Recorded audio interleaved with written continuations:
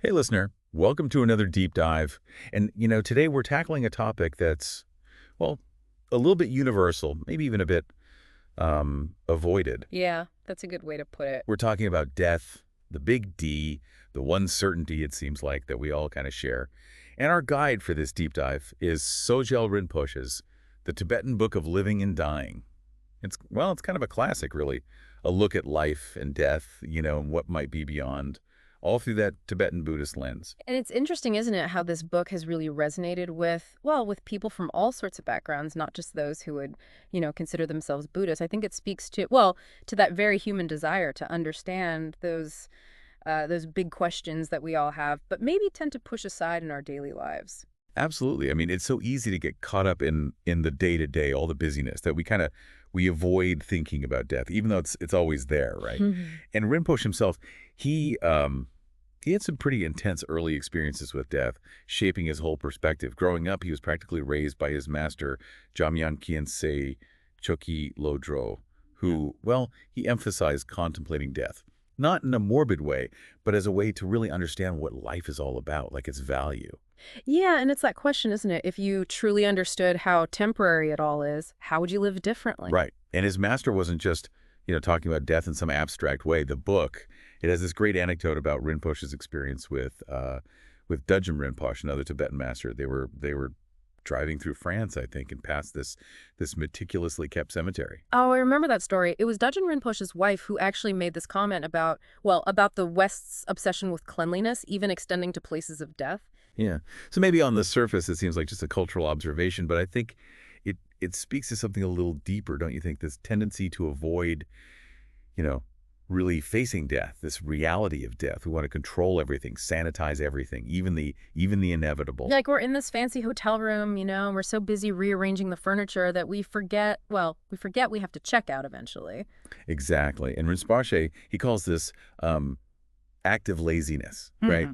We keep ourselves busy, distracted, so we don't actually have to confront, well, our own mortality. Think about it, in your own life, are you constantly on the go to avoid those bigger questions? It's a good question to ask ourselves, and it reminds me of that analogy Rinpoche uses, the dying gods. These gods live in a paradise, total pleasure, but when death comes knocking, well, they're terrified. They've never learned how to actually face their own impermanence. Yeah, that image it's pretty powerful, isn't it? So avoiding discomfort, chasing after fleeting pleasures, it might actually make us more afraid of death, not less. I think so. It's like we're delaying the inevitable and probably making it harder in the process. And this brings us to, well, one of the most beautiful stories in the book, the story of Krisha Gotami and that mustard seed. Oh yeah, this is a classic. It is, right? She's this grieving mother desperately searching for a cure for death. Yeah. And the Buddha, he tells her to find a mustard seed, but it has to be from a home that has never known death. I can see where this is going. Her search, it makes her realize that, well, that death is just a part of life, a universal experience. Every house, it's experienced loss. It's a powerful way to illustrate that, well, that accepting death is actually part of healing and moving forward. It is, and this Yeah. acceptance of impermanence, it's not morbid at all. It's actually the key, I think, to living more fully, right here, right now. So, okay, we've talked about impermanence, this idea that everything's changing, including our physical bodies. But then the question becomes, well, what endures? Where do we go from here? Right. That's the big question, isn't it? And this is where Rinpoche dives into the nature of mind, which is, well, it's core to Tibetan Buddhism. He uses this analogy of a frog stuck at the bottom of a well. I love this analogy. The frog can only see a tiny bit of the sky. But imagine that frog, suddenly breaking free, experiencing the vastness of the whole universe. That's kind of like glimpsing Rigpa, that pure, awake awareness, which is, it's our true nature, even if we don't always see it. Okay, so we're like that frog, limited by our everyday perception, but there's this much wider reality that's always there, just waiting to be discovered. And this rigpa, this pure awareness, it's always present, underneath all our thoughts, our emotions, all that. Exactly. And the great thing is, Rinpoche, he offers these simple meditation techniques, to help us connect with this deeper awareness. And it's not about, complicated rituals or anything. He suggests, for example, just finding an object, something inspiring, like a flower, even a picture, and gently resting your mind on it. It sounds almost too simple, but I guess that's the point, isn't it? Cutting through all the mental clutter and tapping into that stillness within. That's it. And he talks about using a mantra too, a repeated sound or phrase to help focus the mind. And of course, there's the classic watching the breath. Right, and he compares meditation to a vina player, right, the Mm, skilled musician. It's about finding that balance, not too tense, not too relaxed, so that, well, so that the music just flows effortlessly. exactly. Meditation, it's about cultivating that same balance in our minds, letting thoughts come and go, but not getting swept away by them. So it's not about forcing our minds to be completely empty, but more about, well, about observing what's happening without judging. That actually feels a lot more doable. It is. And even when our minds feel like a whirlwind, Rinpoche assures us that, well, that very nature of mind, that rigpa, it stays untouched like a clear sky. The clouds might come and go, but the sky is always there. I like that. So we've talked about impermanence and, well, this nature of mind. But what happens after death, according to, Tibetan Buddhism? This is where things get pretty intriguing, right? They do. And this is where we get into, well, the concepts of karma and rebirth. Now, you've probably heard these terms before, but in Tibetan Buddhism, they have a pretty nuanced meaning. Yeah, I mean, most of us have heard about karma and rebirth, but I'm ready to go a bit deeper. Okay, so Tibetans see the physical body as, well, as something temporary, as something you leave behind. Death isn't the end, but it's a transition. So it's not like we're just, wiped clean after death. What we do in this life actually matters. Absolutely. Our actions, our intentions, they shape the conditions for our future lives. And that's what karma is all about. It's not some fixed destiny, but a creative process. And to illustrate this, Rinpoche today, he shares some pretty incredible reincarnation stories. Like there's one about this archaeologist, Arthur Flowerdew, who had these vivid memories of a past life living in that ancient city, Petra. Wait, wasn't he the one who had that incredibly detailed knowledge about Petra, stuff that even the experts were surprised by? That's him. It suggests, that there's this deeper continuity of consciousness that maybe we don't fully understand yet. And then there's the story of that young girl who remembered her previous life, as Rishma. She could identify her former family, the place where she died. Pretty compelling stuff. It is. It's pretty amazing. Those stories really make you think. So if death is a transition and what we do shapes our future lives, well, it sounds like we could use some guidance, right? And that's where the idea of a spiritual master comes in, someone to help us along the path. Exactly. Finding a true master, it's essential in Tibetan Buddhism, but it's not about, blind faith or anything. It's about finding a teacher who embodies wisdom, compassion, someone who can help us unlock our own potential, what's inside of us. And Rinpoche talks about devotion in this relationship, right? Yeah. But it's not about worshiping the master. It's more about Hmm. recognizing them as a living example of the truth. We're trying to, it's like you wouldn't learn basketball from someone who's never played, right? Yeah. You'd want someone who's mastered the game. That's a great analogy. Rinpoche shares this powerful anecdote about witnessing the transmission of wisdom from his master, Jamyang Khyentse, to his successor, Dilgo Khyentse Rinpoche. He described it as, well, as a tangible feeling of wisdom flowing from one to the other. Wow, that sounds like a pretty profound experience. It really highlights that deep connection that can happen between a student and a genuine spiritual master. It does. And this brings us to another profound aspect of Tibetan Buddhism, the practice of compassion embodied in the practice of Tonglen. Now, Tonglen, this is something that I've always found fascinating, but also, I have to admit, a little hard to really wrap my head around. It's about taking on the suffering of others and giving them your happiness. It seems counterintuitive. It does, but this practice, it's about transforming how we relate to suffering and cultivating, a really deep sense of interconnectedness with everyone. Didn't Rinpoche share a story about Geshe Chakawa? He taught Tonglen to a group of lepers, right? He did, and what's amazing is many of those who practiced Tonglen sincerely, well, they were cured.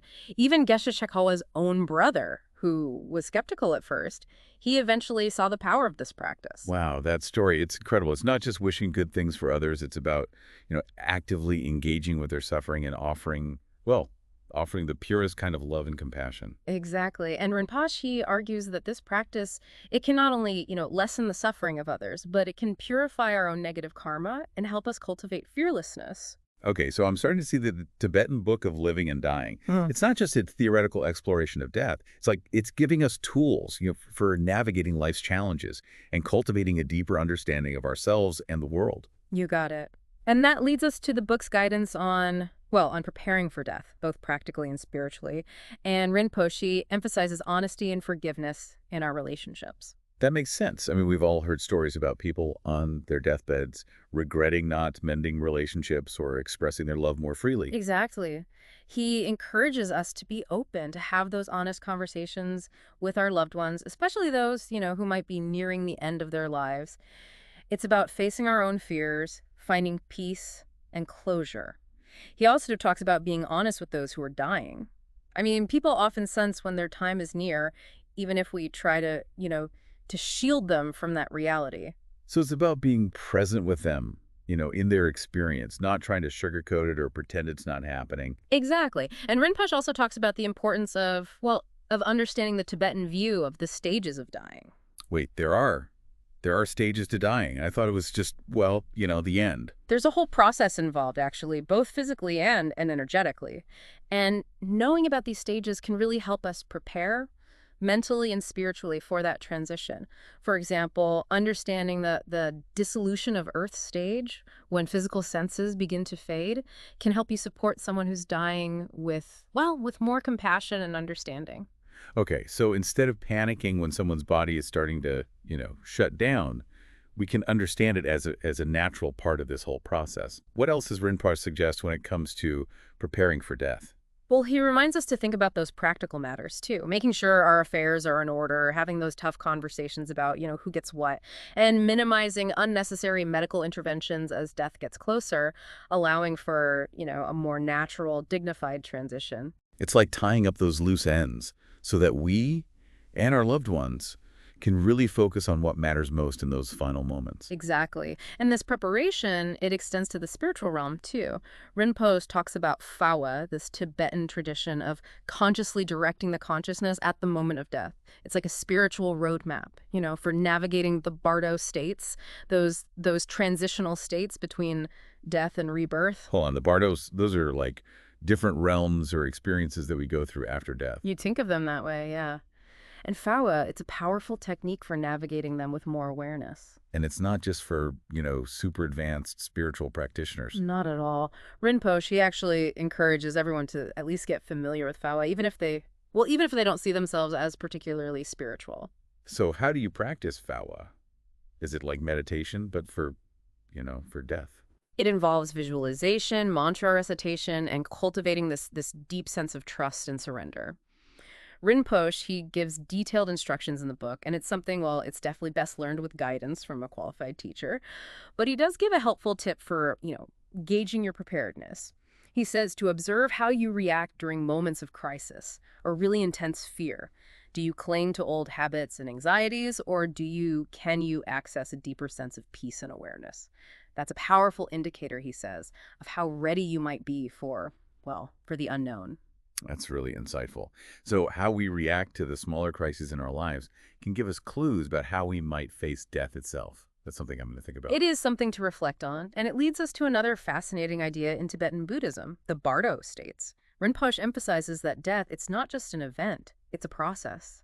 And these bardo states, they're these fluid, malleable states of consciousness that are shaped by, well, by our karma, by our mental habits. Okay, so we're not talking about just heaven or hell here. It's a lot more complex than that. Much more. And in the next part of our deep dive, we'll explore those different bardos, the potential experiences, and, well, how we can prepare for this incredible journey beyond the physical form. This is getting really interesting. I can't wait to hear more about these bardos and what they might hold. Listeners, be sure to tune in for the next part of our deep dive into the Tibetan Book of Living and Dying. We'll pick up right where we left off, exploring those uncharted territories of the bardo states. Welcome back, listener. Glad you could join us for part 2 of our deep dive into the Tibetan Book of Living and Dying. We just finished exploring, impermanence, karma, rebirth, and that whole idea of finding a spiritual guide.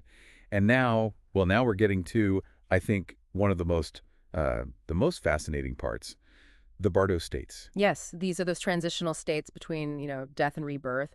And what's really cool is that Rinpoche, he emphasizes that these teachings, well, they're not just for, for Buddhists or anything. They're relevant for everyone, regardless of your age or your beliefs.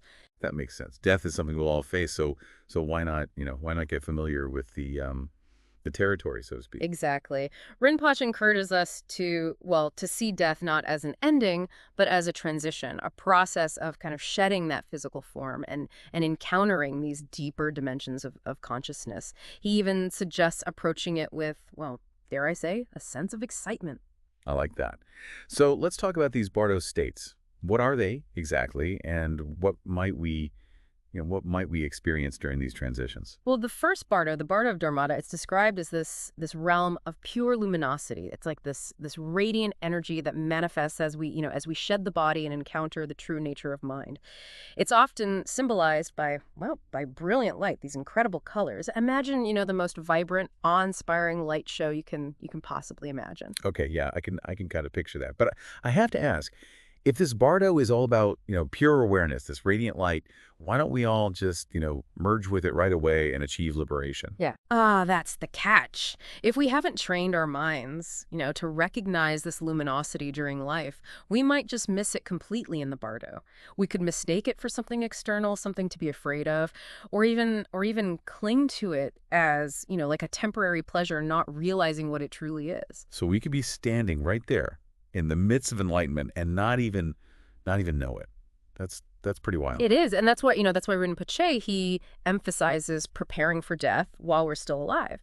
By familiarizing ourselves with the nature of mind through meditation, we can increase those chances of recognizing that clarity, that radiant clarity in the bardo of Dharmata, and actually merging with it. It's like learning to recognize a precious jewel, so that even if it's, buried in a pile of rocks, you'll know exactly what to look for. Okay, that makes sense. So it's not about achieving some new state after death. It's about recognizing something that's already there, in life and beyond. But what happens if we don't recognize that luminosity? Where do we go from there? Well, then we move into the bardo of becoming, and this is where things get, well, even more interesting, and maybe a little bit more challenging. Think of it like a dreamscape, where all those karmic traces, those unresolved emotions, those habitual patterns we've all accumulated, they manifest as well as vivid visions, as So it's like experiences. our karma it's like it's playing out in front of us like a movie projector or something. That's a great way to put it. And these visions, they're not random. They reflect our individual karma, the imprint of our actions, our thoughts, intentions from this life and even previous lives. Rinpoche describes encounters with peaceful and wrathful deities, swirling lights, celestial sounds, even experiences of being kind of pulled towards different realms. Wow. Okay, so I'm getting the sense that this bardo, it could be pretty intense, even a bit overwhelming maybe. How are we supposed to handle all of that without, without freaking out? It's true. The bardo of becoming, it can be quite a ride. And Mhm. without the right preparation, it's easy to get swept away by those appearances, mistaking them for threats, or clinging to them like they're sources of comfort. So it's really important to remember that these visions, they're just reflections, right? Yeah. Of our own minds, our own unresolved, stuff. Exactly. And that's why Rinpoche emphasizes the importance of doing our inner work now while we're still here, facing those fears, healing those old wounds, cultivating compassion and wisdom. These are the practices that can help us navigate the bardo of becoming with more clarity and definitely with less fear. So even though the bardo of becoming can be, intense and disorienting, there are still those opportunities for liberation right there within those experiences. Absolutely. Rinpoche offers specific guidance for navigating this bardo. He says, recognize everything, all the appearances as projections of your own mind.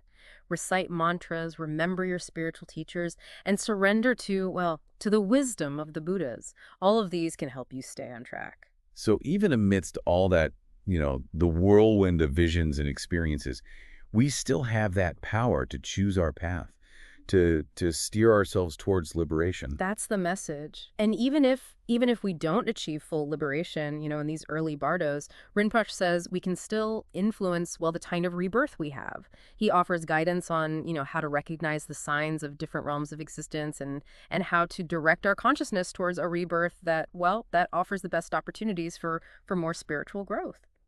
It's like even if we get a little bit lost along the way, there's still that chance to, to course correct to find our way back. Exactly. And that's one of the most beautiful parts of Rinpoche's teachings. He's offering hope and guidance even in the face of death and all that uncertainty. This has been incredible. We've covered so much, from facing that fear of death to understand the nature of mind and preparing for these bardo states. What final message do you think Rinpoche wants us to take away from all of this? I think at its heart, the Tibetan Book of Living and Dying, it's all about empowering us, to live and die with awareness, with compassion, and with courage. It's about recognizing that death, it's not the end. It's a transition, a continuation of consciousness. And by embracing the wisdom of these teachings, we can approach this transition with a sense of peace, maybe even a sense of adventure.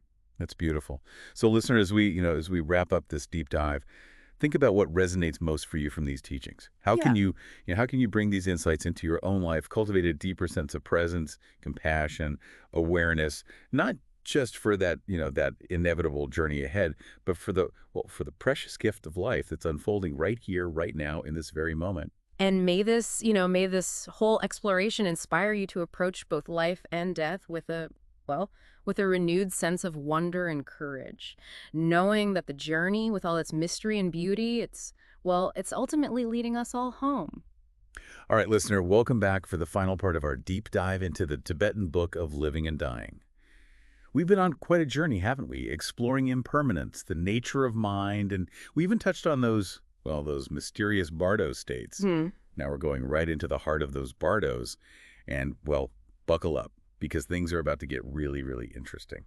Rinpoche, he doesn't hold back, when he's describing what we might experience in these bardo states. He talks about the visions, the sounds, even the energies and the detail. It's both fascinating and honestly a little bit mind-blowing. It's like he's giving us a peek into a reality that's just beyond anything we can usually imagine. So let's start with that first bardo after death, the bardo of Dharmata. We talked about it a little before, but I'm still trying to grasp it. What's it actually like to experience this realm of pure luminosity? Imagine, you've just shed your physical body and the familiar world, it's dissolved, and suddenly you're enveloped in this unbelievably brilliant light, this radiance that's unlike anything you've ever seen before. This is the ground luminosity, the purest essence of mind just shining Well, it's forth. like a cosmic light show. Yeah.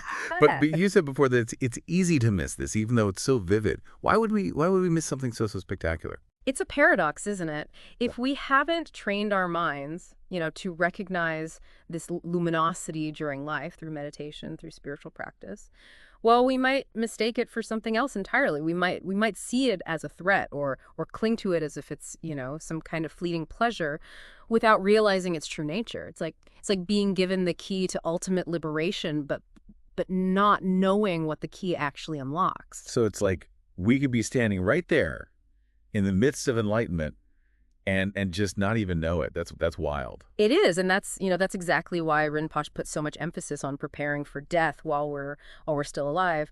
By getting familiar with the nature of mind through meditation, we increase the chances that we'll recognize that radiant clarity, in the bardo of Dharmata, and then actually merge with it. It's like learning to recognize a precious jewel. So even if it's buried in a pile of, I don't know, rocks, you'll know exactly what you're looking for. Okay, yeah, that analogy makes sense. So it's not about about achieving some new state after death, but about recognizing something that's always been present in life and beyond. But what if we don't recognize that luminosity? What happens then? Then we move into the bardo of becoming, and this is where things get even more interesting and maybe a little bit more challenging. Think of it like a dreamscape where all those karmic traces, our unresolved emotions, the habitual patterns we've built up, they manifest, they become these vivid visions, these experiences. So it's like our karma. It's playing out right in front of us Sure. like a cosmic movie projector or something. Yeah, that's a great way to think about it. And these visions, they're not random. They're reflecting our individual karma, like an imprint of our actions, thoughts, intentions, not just from this life, but even from previous lives. Rinpoche, he describes, encounters with peaceful deities, with wrathful deities, swirling lights, incredible sounds, and even feelings of being kind of drawn towards different realms of existence. Okay, wow. I'm getting the sense that this bardo, it could be pretty intense, even a little bit overwhelming. How are we supposed to handle all of that without just completely freaking out? It's true. The bardo of becoming it can be a pretty wild ride, and Yeah. without the right preparation, it's really easy to get swept away by all those appearances and mistake them for, I don't know, threats, or even cling to them as if they're offering some kind of comfort. So it's really important to remember that these visions, they're just reflections of our own minds, Yeah. right? Our own unresolved, well, stuff. Exactly, and that's why Rinpoche, he emphasizes doing that inner work now while we're still here, facing our fears, healing those old wounds, cultivating compassion, wisdom. These are the practices that can help us, navigate the bardo of becoming with more clarity and with a lot less fear. So even though this bardo can be, you know, intense and disorienting, there are there's still opportunities for liberation right there within those experiences. Absolutely. Rinpoche, he gives us specific guidance for navigating this bardo. He says, recognize everything you encounter, all those appearances, as projections, just projections of your own mind. Recite mantras, remember your spiritual teachers, and surrender to the wisdom of the Buddhas. All of these can help us stay on track. It sounds like even amidst all that, the whirlwind of visions and experiences, we still have the power to choose our path, to kind of steer ourselves towards liberation. That's the empowering message, isn't it? And even if we don't reach full liberation in these early bardos, Rinpoche says we can still have an influence on the kind of rebirth we have. He offers guidance on how to recognize the signs of different realms of existence and how to direct our consciousness towards a rebirth that offers, the best chances for spiritual growth. So it's like even if we get a little bit lost, along the way, there's still that opportunity to course correct, to find our way back to the path. Exactly. And that's one of the beautiful things about Rinpoche's teachings. He's offering hope and guidance even when we're facing death and all that uncertainty that comes with it. This deep dive, it's been incredible. We've covered so much, from facing that fear of death to understanding the nature of mind and preparing for those bardo spates. Mm. What final message do you think Rinpoche wants us to take away from all of this? I think, the Tibetan Book of Living and Dying, it's ultimately about empowering us to live and to die with awareness, with compassion, and with courage. It's about recognizing that death, it's not the end, but a transition, a continuation of consciousness. And by really embracing the wisdom of these teachings, we can approach that transition with a sense of peace, maybe even a sense of adventure.